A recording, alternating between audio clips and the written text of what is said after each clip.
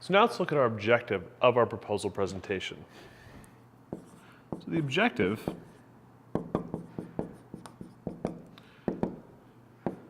is to present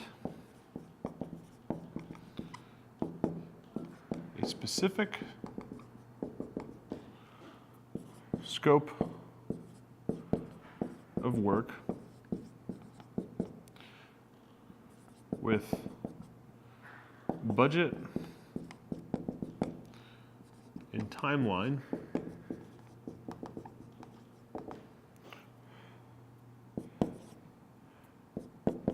to fulfill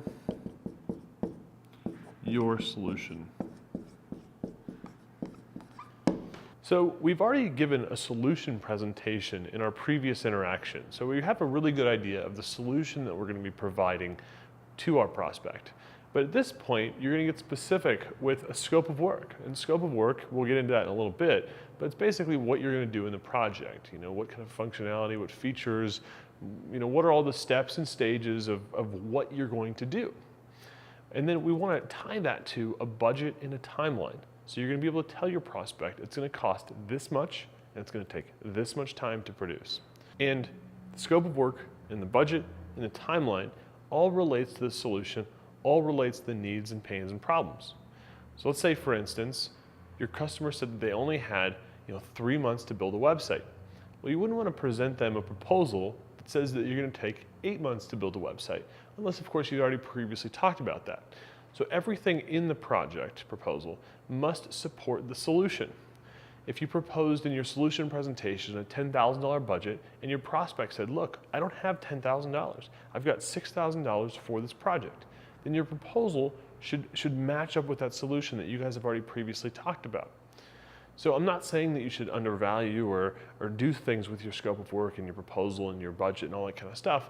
What I'm saying is that everything in the proposal should line up with the solution that you guys have already previously talked about. Now, prior to talking about what actually happens in the proposal presentation, what I'd like to do now is kind of give you a rough overview of some components that should be in your proposal, and pretty much that means that should be in your proposal presentation. So now let's look at our proposal components.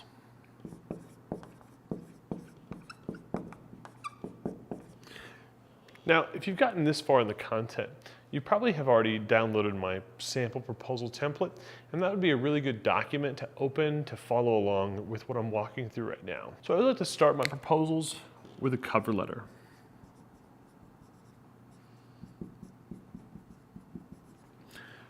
A lot of people like to do what they call an executive summary, but I don't like that. I don't like my document starting off so official, like this is the proposal document with the executive summary, right?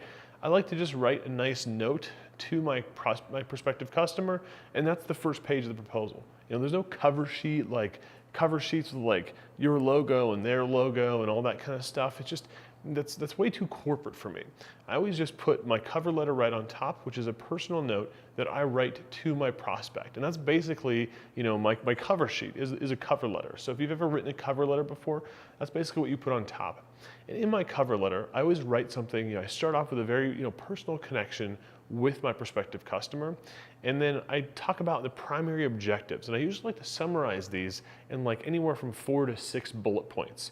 So you should be able to look at this page and say, yep, I know what they're going to be doing in the rest of this proposal. Now, obviously, you're going to get more specific, but the cover letter should basically say, we're going to build a website, we're going to do an online marketing campaign, we're going to help you with your email marketing, we're going to build your online business, right? So that's what the cover letter is all about. And you want to make it personal. You want to have your personal cell phone, number directly underneath your name. And so it really is about creating a connection with somebody. It's not about trying to, see how big you can make your logo or see how fancy of a cool plastic sheet you can put on top of this. That's not what the proposal is all about. This is about making a personal connection with somebody. And I find a cover letter is probably the most effective way to do that. So after you've got your cover letter, which is really your executive summary and your objectives, the next page in my proposals, I always just dive right into scope of work.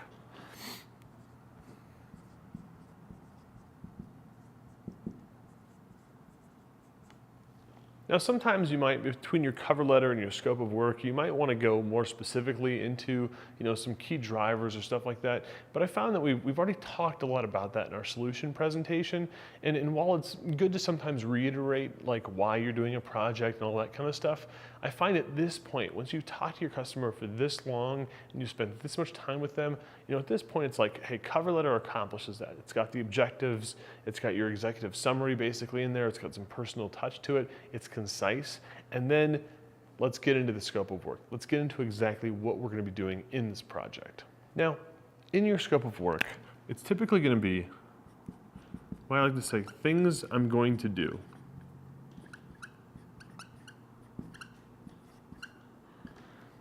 What are you going to do in the project? That's all a scope of work is getting really specific about what you're going to do. How many design comps are you going to do? How much content are you going to write? Are you going to do photography? Are you going to optimize their website for search engines?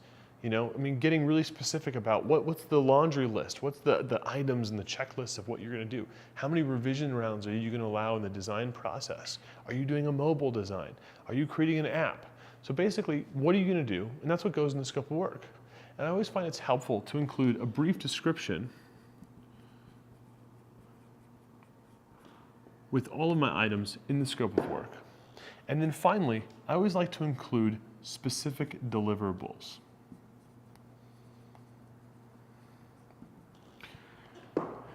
So for example, a deliverable of a section of a proposal might be a website, right? It's going to be what you actually deliver at the end of the day. What can they expect to see?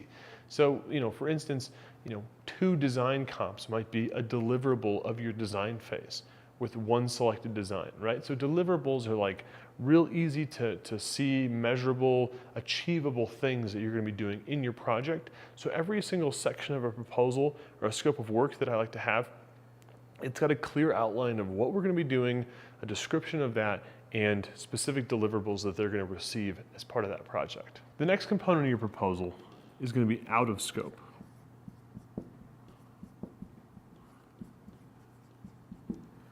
So this is a little contrary to your scope of work. Now, you don't obviously need to include everything that you're not going to do in your out of scope, but sometimes certain things get brought up in a project that I think are worthwhile to say that we're not going to do them. So sometimes a prospect might have some kind of idea, or they might have this big thing, and you say, well, maybe we want to look at doing that, but because of budget constraints, we're going to put that to maybe a phase 2 project. And so these are things that I like to specifically call out in out of scope, just so my prospective customer understands, hey, we're going to do this stuff over here, but we're not going to do this stuff over here. So anytime you think there might be any ambiguity in the sales process, you want to add those items to the out of scope list to tell them exactly what you're not going to do. And this can just be helpful, later on in your project process when, the client comes back to you and says, why didn't you optimize my site for search engines? And you can say, well, because you opted out of that, because you didn't have the money for that. And so it's really important to include not only the things that you're going to do, but maybe some of the things that you're not going to do that maybe you want to consider doing later. So just like with scope of work, it's going to be, things I'm not going to do with a description and a potential deliverables on those. So you don't quite need to get into as much detail, but sometimes it's just helpful to include some stuff that you've specifically talked about that isn't a good time to do them yet, and just include those in your proposal. That way, later on, you can always look back at the proposal and say, hey, there was this thing that we didn't do in that original project, and are we going to consider doing that now? The next component of our proposal is our investment.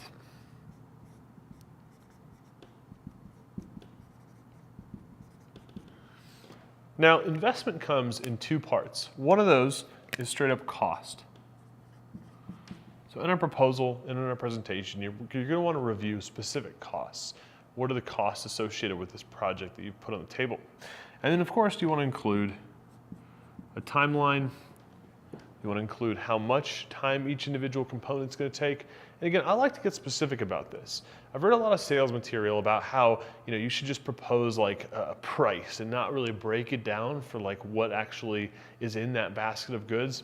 And I've found that it's a lot more clear to the customer, and I think a lot fairer in your proposal to give a specific breakdown of what the different sections of your proposal actually cost. Now, you could have like just the design portion of your proposal could be, $3,000, and then the copywriting could be $4,000, right? So you can be a little bit general on the individual line items, but I do like to break it down, because if you are over budget or price starts becoming a primary factor, it gives you the opportunity to cut things out. So instead of just lowering your price, you actually remove specific services in the proposal, and your customer can see those services being removed from the proposal. And then the other item on that is time. So you kind of give them a breakdown of how long each phase of the project is going to take. So investment has both a cost breakdown and a time breakdown. After investment, we've got additional costs.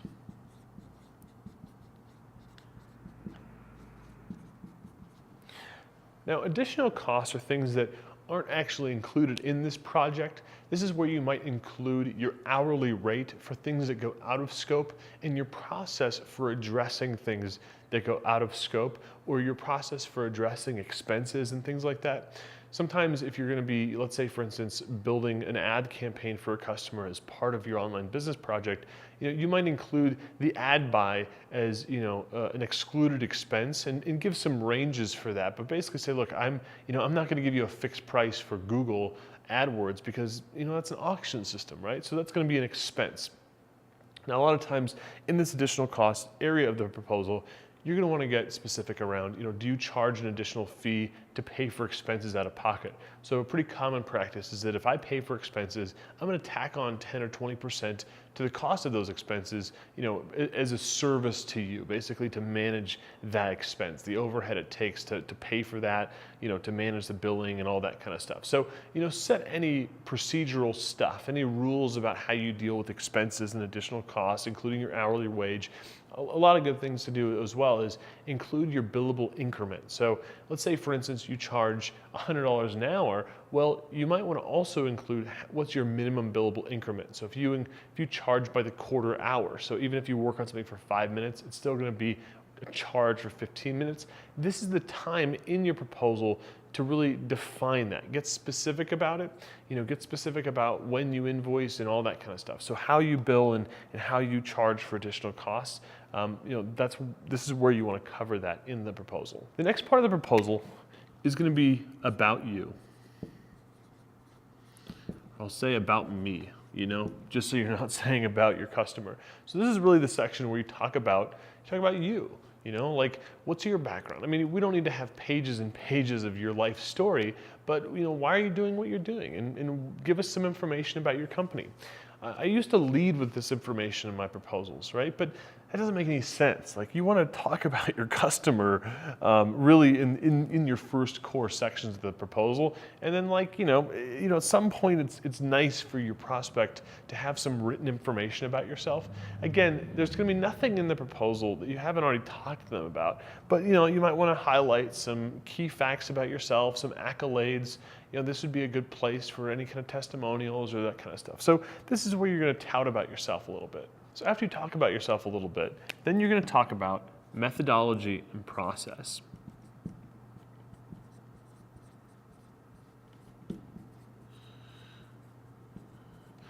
Kind of like the About Me section, this is not reams of paper. This is maybe a page where you just briefly talk about the fact that you have a methodology, you have a approach to how you look at work. For me, this is where I used to talk about kind of the online business vision that we would deliver for our customers, that we tie in all these facets of their internet ecosystem, and we don't just build websites, we build these really cool online business solutions. And then I would also talk about kind of what the project process is. I'd maybe mention who the point people on the project are going to be, what their contact number is, what some of the software that we use to manage the flow of our communications, like Basecamp, and we build through FreshBooks and all this kind of stuff. So I just use this as an opportunity to say, hey, look, we're professional. We work through processes. We're not just winging it. And we have a specific idea about how we build. Again, a lot of companies love to lead with this stuff. They love to be like, they love to open your proposal and it's all about you, the web designer, and your process and all that kind of stuff. I like to include it, but it's lower on in the process, right? It's something that you do include as kind of a credibility play, to inform them that you have a process, and you want to make sure you include this section, but it should be, no more than a page. You could probably even get by with a half page on both of these sections. Next up is going to be the platform. So if you're using any kind of platform, software,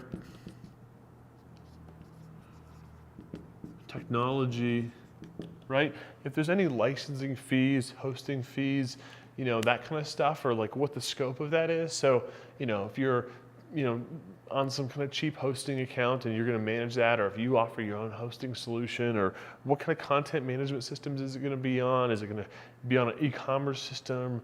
What kind of merchant system are you hooking up to? What's the gateway? This is basically where you're going to get specific about what that technology solution is as part of this.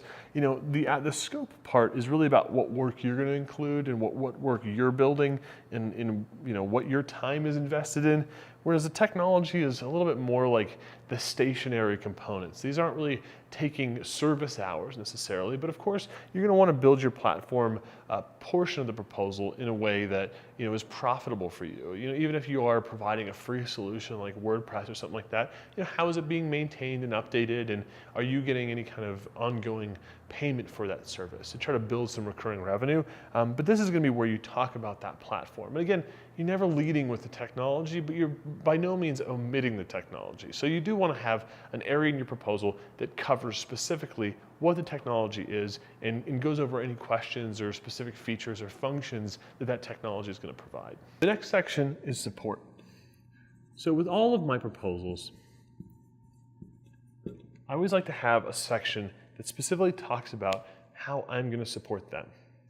A lot of web designers love to build projects, have a several $1,000 project, deliver it, and then never talk to their customer again because they don't understand the ongoing lifetime value of a potential customer. They don't understand that with a really good support system that you could have, a $5,000 or $10,000 upfront project, and you could probably do another $2,000 or $3,000 or maybe more $1,000 worth of work with that person every single year. So support for me is a really important part of every project I put on the table. We like to have ongoing support retainers where we're available for on-call help. We like to propose, basically what support process that they're going to go through. So let's say, for instance, they don't opt for a support retainer. We're going to basically outline how support works and how we bill for support.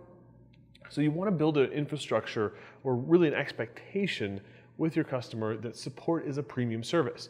You're not going to launch a website and just support it indefinitely. When we first started out, I used to tell my customers that they got lifetime support for the price of the project. And I mean, it might sound like a nice idea, but that's just ridiculous. It's basically, committing business suicide by doing that, because what ends up happening is you make maybe let's say a couple $1,000s in your initial project, but as you start providing free support for your customer over a long enough period of time, your margin on that initial project continues to drop until eventually it's going to affect your business. It's going to affect your ability to stay in business, which is going to eventually, if you go out of business, that's the worst thing that you can do to support your customer. So you want to make sure that your customer understands that you charge for support. Support's not a free service. You don't just launch a website and then, provide them hours and hours of ongoing support and help. A lot of guys I talk to that are early on in their business, they do a lot of free support. They don't set expectations to say, the project, when it goes live, I'm going to give you 30 days of free support, and then after that, it's pay to play. So we want to make sure we cover that and communicate that in the proposal. In our last section, last component of the proposal is going to be our agreement. Now, some people like to have a proposal and then they like to have a contract. And I found that really was repetitive in my sales process, because really when I'm putting a proposal in front of somebody, it is the contract, it's the binding agreement. I put everything in my proposal. I put our terms in our proposal. I put everything that's necessary in the proposal. Now, sometimes I will link out to more formal terms like the legalese and stuff like that, and have just some standard kind of legal stuff that is included in my proposals. But really, I like my proposals to be a binding agreement. For a while, I would have my proposal was like, at the end of it, it said, if you'd like to move forward, contact me and we'll create a contract. But then that's creating this whole other formal process. For me, the proposal, when we define the scope of work, I mean, this is the contract, right? Because you've already done kind of your loosey-goosey solution presentation, and the proposal is a lot more, you want it to be specific enough that this could be a binding agreement, and that's why we always end here with the agreement. And the agreement is going to be simply, basically, sign here to move forward. By signing on this dotted line, I agree that this project is something that I want to commit to, and I'm going to pay a deposit of 50%, and halfway through the project, I'm going to pay 25%. So basically, you have your very succinct contract language at the very end, which is an executable agreement to do all of this stuff. So you want your proposal to be an actionable document, something that if they sign it, you're in business, you're moving forward in the project, you're going to get a check, and everything is golden. So the last section here is just agreement, and then you basically end on that. Now, you might include some exhibits or some sample documents, but I've never been one to really push those and like formally include like Exhibit A, Exhibit B, and stuff like that. I mean, maybe if you were doing big corporate sites and stuff like that, you're going to have a much more formalized contract process. But when you're selling to small businesses and small organizations, under 50 million, a lot of times, this proposal type of approach is going to work for contracts up to 50 or 60 or 70, maybe even $100,000. Now, if you're proposing projects bigger than that, then you might need some kind of formalized contractual process that involves lawyers and stuff. But for this type of an agreement, a very simple closing agreement page is definitely good enough. So now that you understand the basic components of the proposal, let's talk a little bit more specifically now about the proposal presentation.